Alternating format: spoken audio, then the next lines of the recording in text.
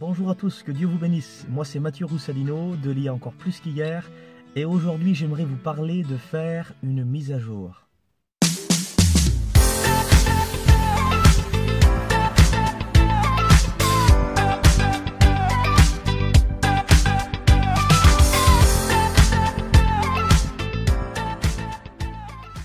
Qu'est-ce qu'une mise à jour?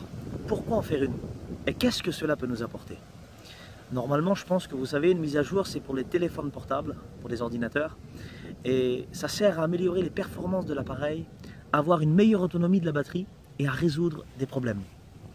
Et vous savez, lorsque le message s'affiche sur notre écran, nous avons le droit d'accepter ou de refuser de la faire. Mais si nous acceptons cette mise à jour, alors ça nous permet d'exploiter au maximum toutes les capacités de l'appareil, de voir vraiment jusqu'à où il peut aller. Et j'ai eu cette pensée sur mon cœur.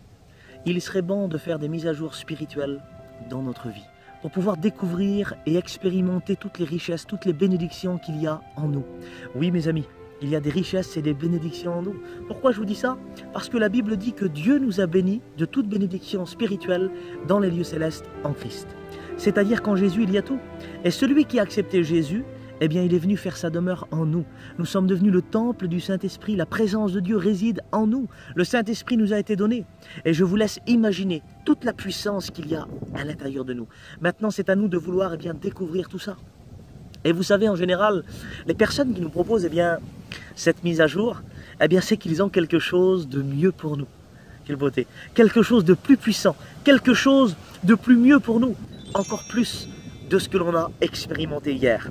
Et vous savez, tout à l'heure, je vous ai dit, en acceptant cette mise à jour, nos performances vont s'améliorer. Nous allons avoir une meilleure autonomie de la batterie. Et ça, c'est une pensée. Est-ce que nos batteries spirituelles sont toujours pleines? Parce que vous savez qu'il y a des épreuves qui sont beaucoup plus dures que d'autres. Et si nous n'avons pas assez de ressources, alors qu'est-ce que nous allons faire? Où on va se tourner? Vers qui on va aller? C'est pour ça que la Bible dit, Dieu parle tantôt d'une manière et tantôt d'une autre, mais l'on n'y prend point garde. Vous croyez que quand Dieu parle, il se trompe? Vous croyez que Dieu ne sait pas quelle épreuve va venir sur nous, tel jour ou telle date? Moi je dis une chose, quand il nous parle, c'est qu'il veut nous donner quelque chose de plus puissant, quelque chose de plus fort, encore plus, comme je vous ai dit, de ce que l'on a expérimenté hier.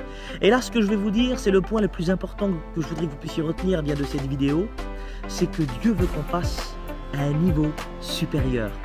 Dieu veut qu'on passe à un niveau supérieur. Et pour passer à ce niveau supérieur, il va falloir qu'on quitte notre zone de confort, de bien-être, notre zone de sécurité.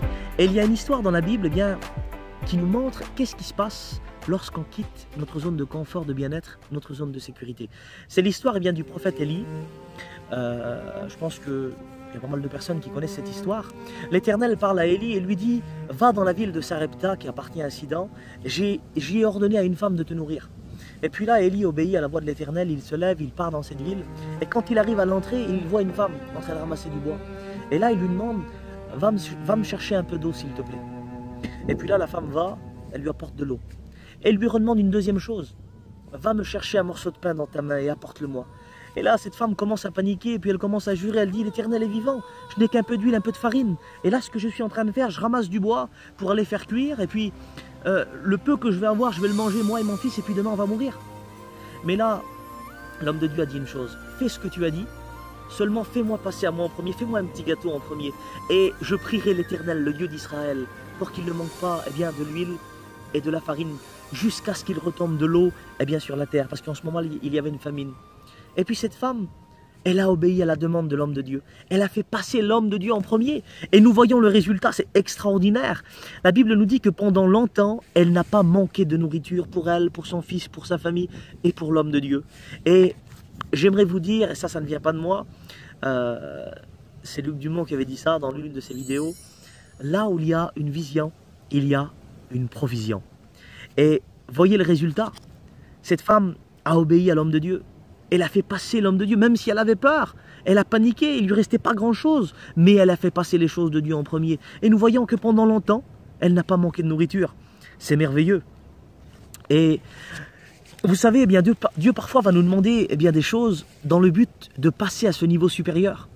Et pour passer à ce niveau supérieur, comme je vous ai dit, il va falloir quitter notre zone de confort, notre zone de bien-être et notre zone de sécurité. Vous savez, l'homme, il a ses points de repère.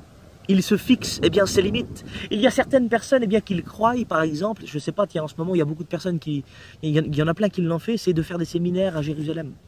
Moi j'aimerais vous dire que de faire un séminaire à Jérusalem, ce n'est pas forcément ça qui va vous faire passer au niveau supérieur. Ce n'est pas ça. Il y a trop de personnes qui croient que c'est l'endroit, que c'est le programme parfait, que c'est la réunion parfaite qui va la faire passer au niveau supérieur. Non, c'est pas comme ça. Et c'est de mettre simplement sa foi en action, de faire confiance à Dieu, de demander dans la prière, Seigneur, voilà, je veux passer au niveau supérieur, je veux être encore plus puissant, encore plus fort. Qu'est-ce qu'il faut que je fasse? C'est comme ça, que vous allez passer au niveau supérieur. Et vous savez, ce qui est bon et ce qui est important de savoir, c'est que quand Dieu nous demande de passer à ce niveau supérieur, c'est qu'il a quelque chose de plus puissant, de plus fort pour nous.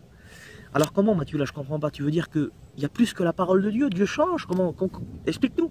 Non, Dieu ne change pas. Il est le même hier, aujourd'hui, éternellement. Il n'y a aucune onde de variation en lui. Mais ce qu'il y a, c'est que c'est nous qui veut qu'on change, dans le but de se perfectionner. Parce que le péché nous enveloppe si facilement. Nous avons sans cesse besoin de nous perfectionner davantage. Alors, j'aimerais terminer par ça. C'est Pierre qui nous dit ça. C'est l'épître de Pierre, chapitre 5, au verset 6. « Humiliez-vous donc sous la puissante main de Dieu, afin qu'il vous élève au temps convenable. » Il y a des temps convenables. Il faut s'humilier parfois. Il faut que ça nous coûte parfois pour pouvoir acquérir la bénédiction, pour pouvoir passer au niveau supérieur.